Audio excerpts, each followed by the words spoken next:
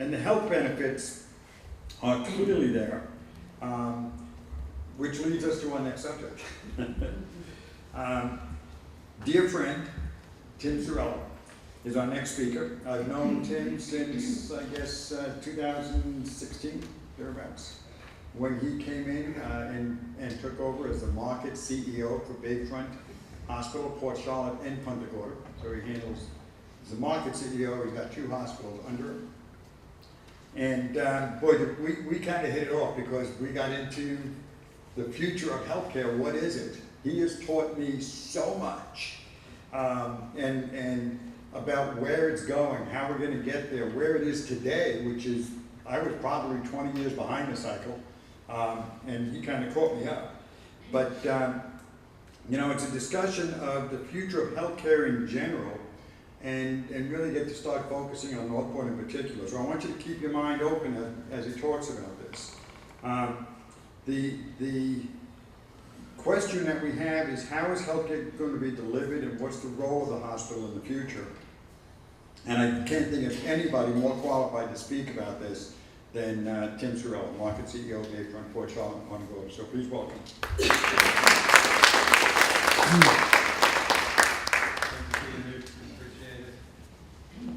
All right, thank you all.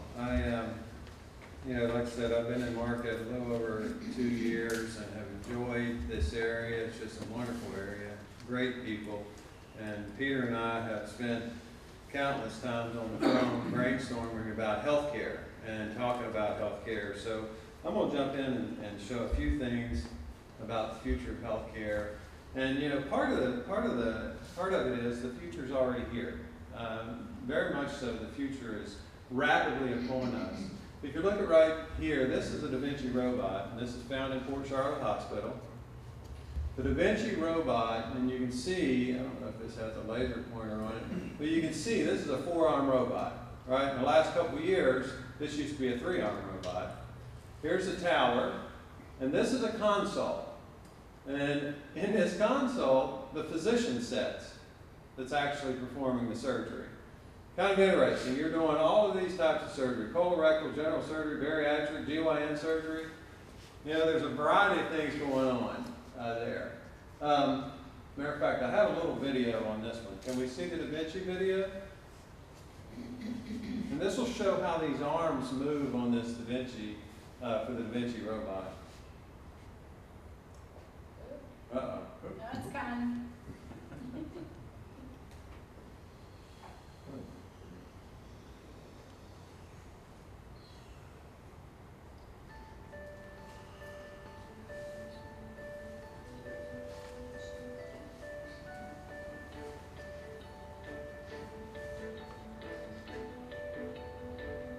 We've integrated what we've learned from our customers and what our design teams have invented, and now we're proud to present the Da Vinci Xi. The Da Vinci Xi is our 4th generation of Da Vinci system, and it has in it over 20 years of learning how to enhance surgical performance by creating a natural extension of the surgeon's eyes and their hands. This new product features fast four-quadrant surgery, substantially improved vision, and is a scalable platform for all our advanced technologies. The overhead boom allows the arms to rotate as a group, and this frees up valuable space inside the surgical field, allowing unobstructed access to the patient. This is all enabled by smaller, lighter arms with extended range of motion and improved reach inside the body. Making the system much easier to use was a primary focus of developing the Da Vinci Xi. Docking is facilitated by a laser targeting system. Point the endoscope at the surgical site, press the targeting button, and the system will configure itself into the optimal position for the procedure. The new endoscope is much easier to use. No more draping, calibration, white balance. You just plug it in and go. With this new architecture, you can put the scope in any one of the arms, and it gives you a lot more flexibility in setup. At Intuitive, we strive to create the safest, least invasive option for surgery. And we believe deeply that minimally invasive surgery should be the standard of care, and we work hard every day to make that a reality. So, you know, this technology is here, and we went from a 3-arm to a 4-arm. And what's fascinating about the Da Vinci robot, you know, given that this is set up on a console, they are already trialing where someone's sitting at this console. When they bring that video up, and you'll see that, someone's sitting at that console in another country. And they're working that robot from another location. That's pretty spectacular, to think that someone could be doing your surgery that's not even in the state. So, you know, those type of things are on their way. So we're excited about that we have that technology right here. It's coming. It's coming.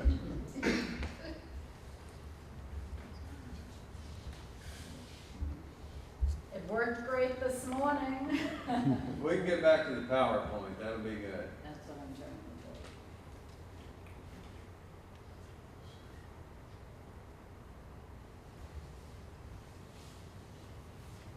do. Oh, there we go. There we go. All right. Oh, shoot.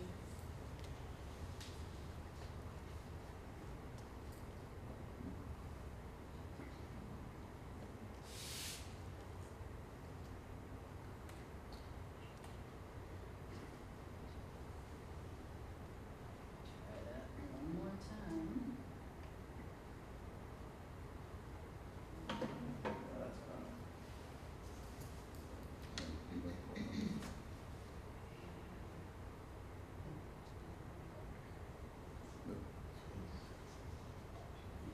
All right, perfect. All right, no more videos, I promise. All right, so the future. Again, Mako robot. We talk about robotics of the future. Mako robot is actually a robot that allows for precision partial knees, total knees, and hip replacements. That's right here in this area.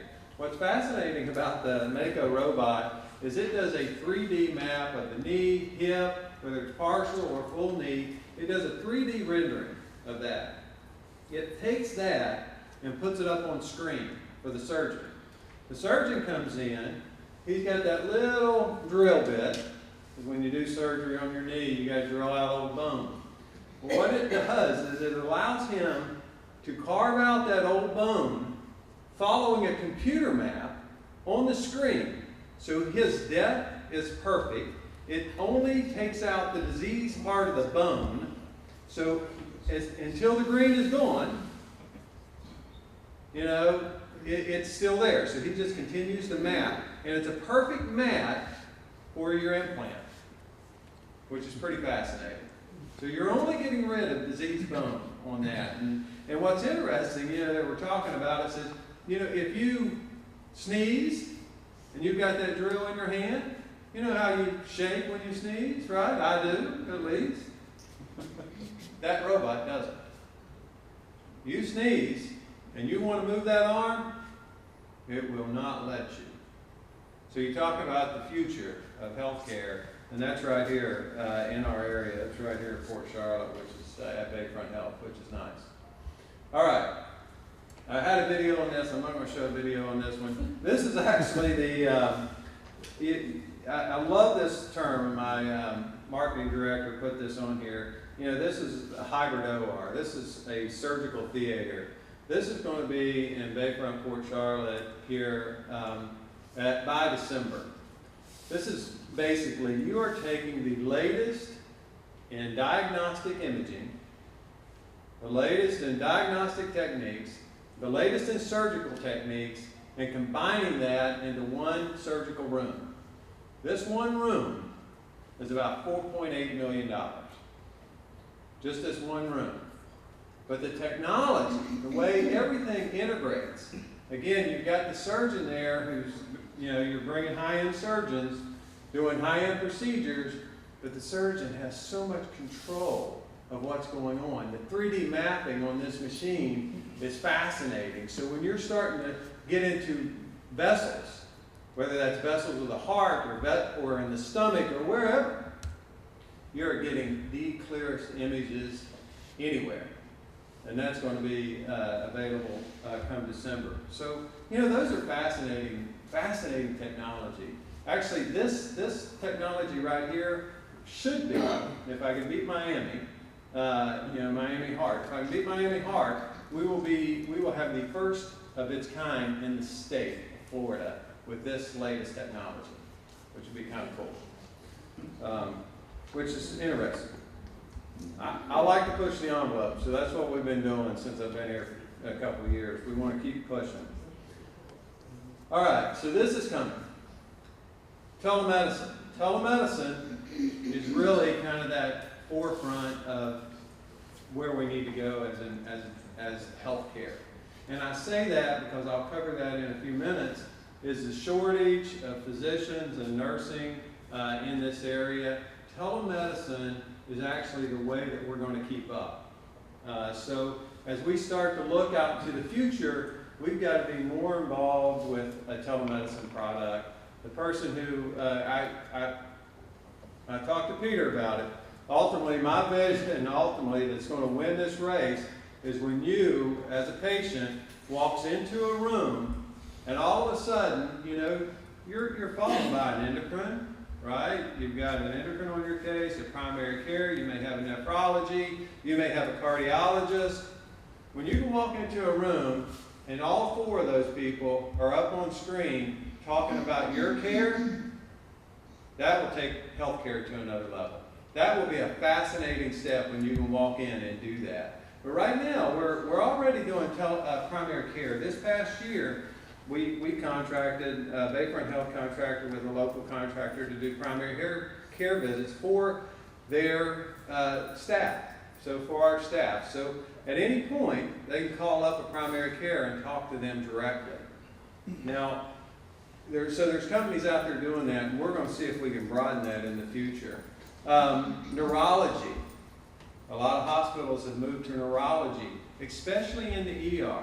So we'll be into a neurology platform. When you show up in an ER, it's immediate. You've got immediate neurology coverage for your stroke care. So you've got a neurologist eyeballing you as clear as a picture.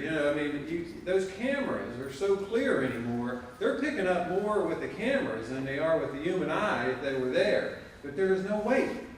That's immediate. You walk in, you're having stroke symptoms, immediately I get someone on a camera analyzing you, versus the traditional model, which is you're going to make a call to the person on call, and they're going to come in, and that's 30 minutes potentially. Well, 30 minutes is a long time when it comes to stroke care. So, how do we continue to move that?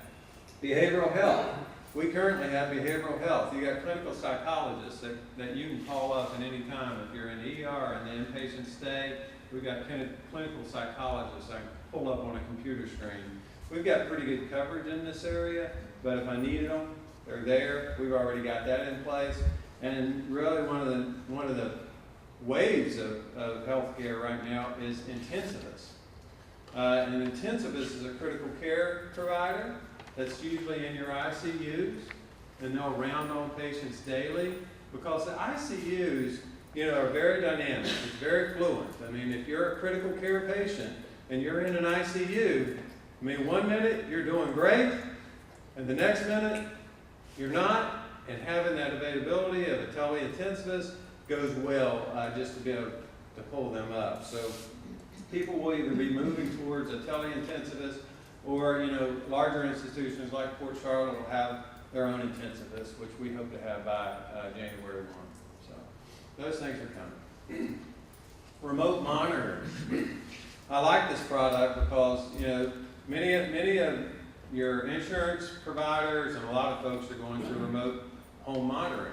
So when you go home, they send you with a scale, they send you with a blood pressure cuff, they send you with all this technology, and you do stuff on a daily basis. It automatically feeds to a system, and if you fall out, your blood pressure's up, down, something's off, somebody automatically picks up the phone call and says, "Hey, Mrs. Jones, I noticed your blood pressure's real high today.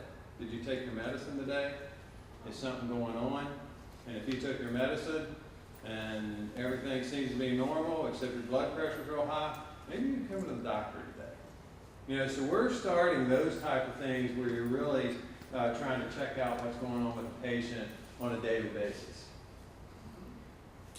All right, wearable devices. Anybody got a Fitbit in here? No? Something like it. Yeah, all right. It's tracking all your steps, right? So, you know, that's wearable devices. Apple's doing this study on AFib so that it automatically tells people about AFib conditions. But they've got an FDA, I think it's FDA approved now, for heart monitoring, EKG, so you got constant feedback around EKG rhythms in the heart. So, you know, that's pretty impressive. This technology is going to continue to take off. So, you know, they can track every move now. They're also going to be able to monitor every heartbeat that you have, which is pretty fascinating as you go forward. All right, so, you know, just some trends, and certainly I don't want you to read all this, but just some trends that's going on right now. We mentioned the shortage of physicians and nurses. That's not going to change. So, you know, we've really got to be proactive on how we address healthcare going forward, because that trend's just not going to change. So we've got to stay on that. Chronic diseases, if you look at that bullet too, chronic diseases such as heart disease, stroke, cancer, diabetes, over 100 million people in the U.S. are living with chronic diseases right now. That's a big number. That's a big number. So when you start to look at bullet 2, 133 million adults, 66% of the adult population have some type of comorbidities or overweight or variety. That's a big number. And those contribute to health issues. And we've got to make sure that we're staying in front of that so we can care and treat for that. That's why some of this technology investment is just going to be prudent for us to be able to manage care in the future. That's why you've got to have a surgeon at some point. Maybe you got multiple surgical robots. I mean, if you talk about a surgeon that's going to be able to do surgery and not have to go into the room, I can set up a robot in this room, I can set up a robot in this room, and this room, and I've got a surgeon who goes from one room to the next room to the next room and never leaves his console. That would be pretty fascinating. That kind of stuff is going to be coming in the near future.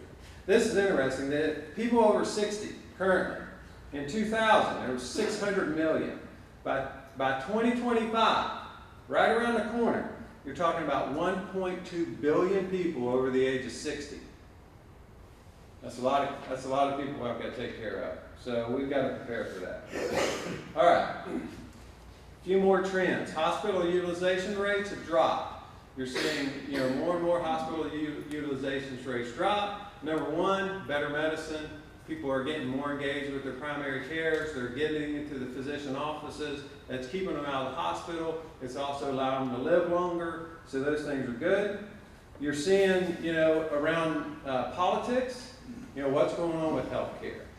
Where's it going to go in the future? They're tackling initiatives like telemedicine. If you want all, you know, healthcare providers to move toward the telemedicine platform, you know, as a institutions, we've got to pay for that, and people's got to do that. You know, Centers for Medicare and Medicaid brought back house calls this year. Well, actually, a couple of years. So they went back to house calls, you know, to go out to people's houses and care for them. They're paying for that. They're looking at a reduction of cost when they're out doing house calls. So those type of things are coming. So, and then you can see the little statistic on telemedicine.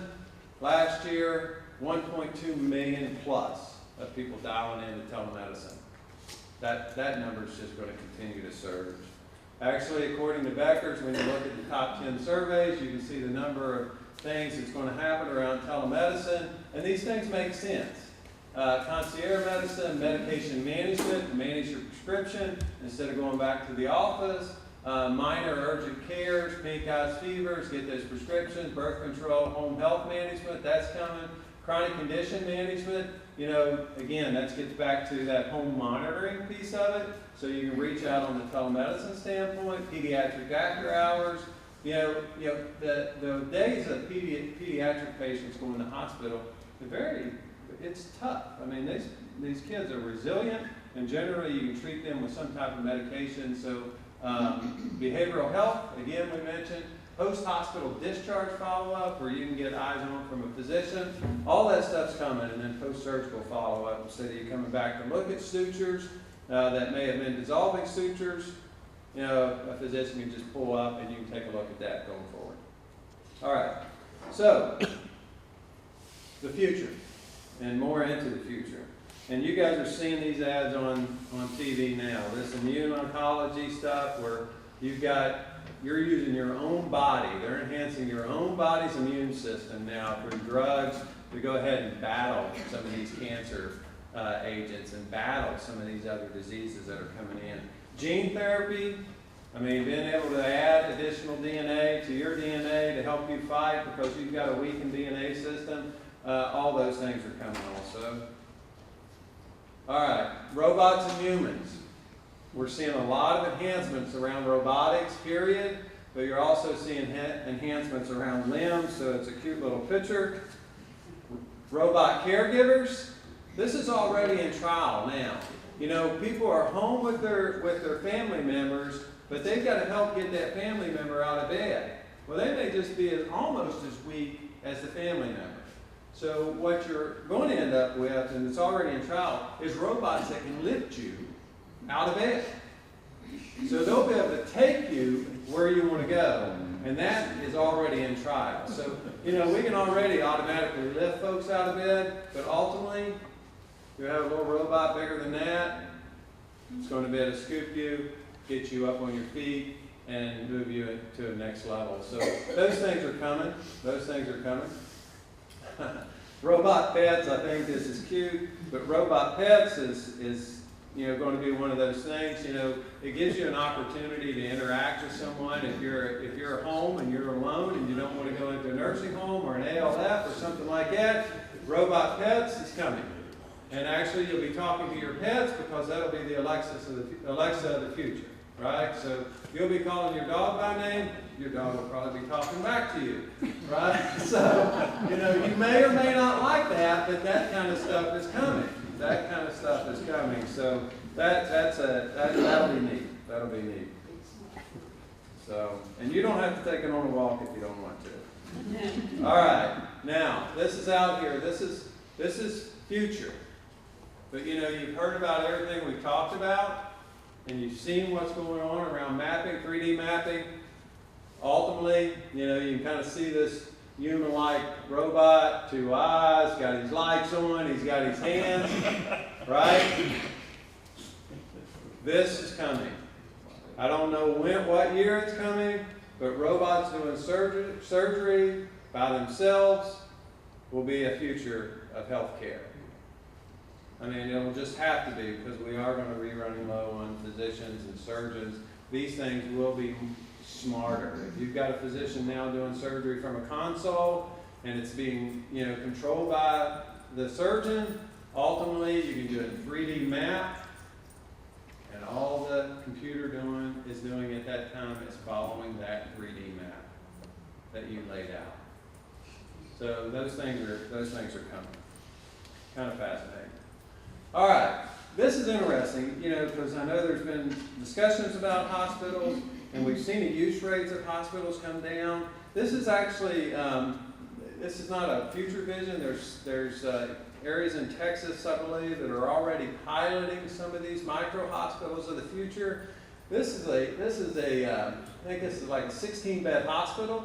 What's interesting is it has surgical suites, it has diagnostics, it has dietary, emergency rooms, pharmacies, labs, some patient rooms, some ICUs. You're seeing these things being scaled to 16 beds, to 10 to 12 beds, and there's a 5-bed model out there for the future. So those things are coming. The question is, are they sustainable, right? I mean, you know, many areas of the country have 25-bed hospitals. They're called critical access hospitals. Generally, they're getting funded a lot of times by the taxpayers.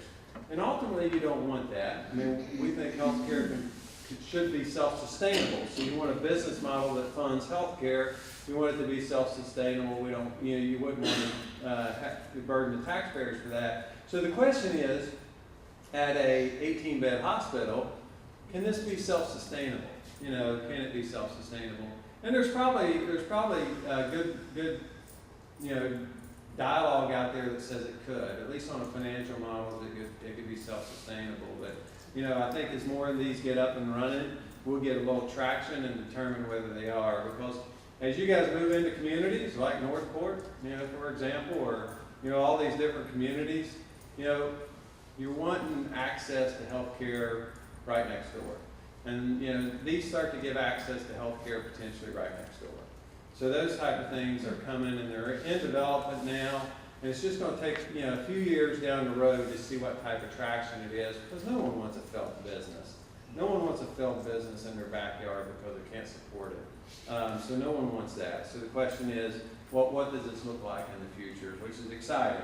This is kind of a neat one. I pulled this one out instead of the 5-bed, because the 5-bed only had med-surg beds. This one actually has a critical care ICU with it, which is kind of cool. So in the future, take care of yourself, right? And then we don't have to use all these robots on you. But they're there if you need them. We're there if you need them. But take care of yourself is the key. You're going to see more predictive medicine, personalized medicine when it comes to genetic makeups and lifestyles. Faster innovations. Technology is moving so fast. I mean, it was only a couple years ago that the Mako robot was doing partial knees only, then it popped to hips, and then it went to total knees. So you're seeing things like that. The evolution of medicine, the evolution of drugs is going to continue to take off. And then, the only thing that you can be assured of, that you're going to have to move at a faster pace. The environment is changing, and you got to be open to those changes when it comes to healthcare, because you've seen the numbers, the mass, 10,000 people a day going into the Medicare ranks. Right, so you got to stay up with healthcare and what that future looks like, and maybe not enough bodies to take care of those. So we're trying to really think through that. Is that amazing? Yeah. You guys have heard me talk about Northport. Do we need a hospital or do we need access to quality health care? And it's these kind of presentations and conversations I've been having with medical professionals that lead me to believe the future, we could be a medical city of the future. We're blessed and cursed by not having a hospital. So, and I am definitely in favor of a hospital. Let's get that clear. But as Tim brought out, let's make sure that we have a hospital that's going to be around 20 years from now. If that's where hospitals are going, let's make sure we don't build last year's version. That's what I'm all about, and great presentation, and this stuff just blows me away. I don't know about you, it's wow. And it's happening right now. You can go down to the hospital and you can see this stuff in operation. Amazing. I saw the Makos. Jeez. It's amazing. It's amazing.